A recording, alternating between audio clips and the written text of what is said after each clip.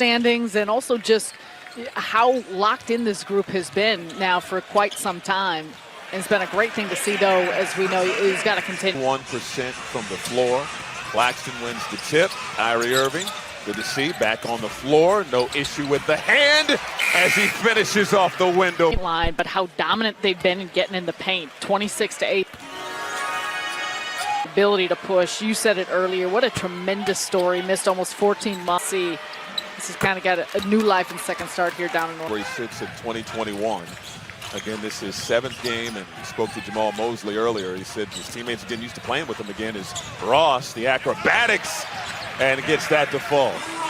Oh, you know he can heat up in a hurry. Oh, microwave in his own right. Kyrie Irving, they give him the continuation. He could score, his handles, and, you know, overall. Cole Anthony knocking down the free throw to 23 points. And backdoor cut there, make it 25. Oh, he's beautiful backdoor cut. And the interesting thing, given the circumstances, I mean, this isn't a game, regardless of the lead. Oh, Wagner, 3 in the corner. I imagine you. Oh, Karl Anthony Towns. Brilliance. In the third quarter last night, Karl Anthony Towns had 32. Like 32. Mills knocks down the 3. On by in the second quarter.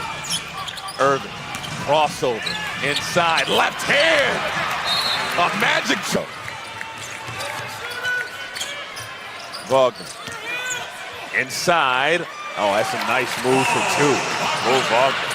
Well, Ivy, also Bruce had mentioned BG, Blake Griffin, continuing to talk to him, talk about some of those things, the skill set. For the 2022-23 season are available now with exclusive benefits, including priority for the Nets.com to get your next membership. Learn more today. Both free throws for Bruce Brown. Nets back up by 21. Wagner, nice 2-man game with Cole. Irving on him. Kevin Durant getting set to check back into the ball game. Johnson working on Franz Wagner. And nice little reverse off the window for off to the races behind the back. Johnson left hand, yes. Just because everyone else is guarding their own, so you're not worried about where some Drummond, when he was still playing with Philly, he got crushed. You look at some of the numbers, and it's the same circumstance and situation. And it's not just the size, and it's not just obviously the strength and the frame, but he's got such good instincts. And anytime a ball goes up, you just see that. And the quickness, I mean, we already talked about his agility, the quick feet that he has, but his second jump, his first jump, his second jump, he's really light off his feet to go along with it. And real quick, this Orlando crowd, I mean, as if they're not being entertained enough, they're doing the wave right now. This is the... Well, they're doing an excellent job. I didn't know that still happens. Does this still happen? I didn't know that this was still a thing. You got 29 points from Kyrie Irving. You're getting the show. But we got to do the wave. Rebound, Drummond. And now it's fading. Dragic left that layup short. And Drummond battling for the board. He last touched it. Back to the Magic. I missed that entire last possession because I was watching the wave. You're right. I haven't seen that in a minute. It was a little hypnotizing there. It's a good Orlando crowd, and they've been watching a young basketball team scrap all season. Not a lot of wins to show for it. There's so much to be optimistic about, though. Yes. And it's funny, the similarities is Drummond last touches it out of bounds, so Orlando will get another crack at it. Jamal Mosley has done a great job with this group. Again, we don't see the wins, but they're looking at growth in a number of different ways. The connectivity of the team, and there are similarities. The Nets just went through an 11-game losing streak, and we were talking to Steve Nash about this earlier as there's contact inside, and Wagner's going to go to the line for 2. But we was talking to James Johnson a little bit earlier and asking him about how the team has been able to stay connected. And he said during the losing streak, they became closer during that 11-game losing streak when you would think a lot of teams would fall apart.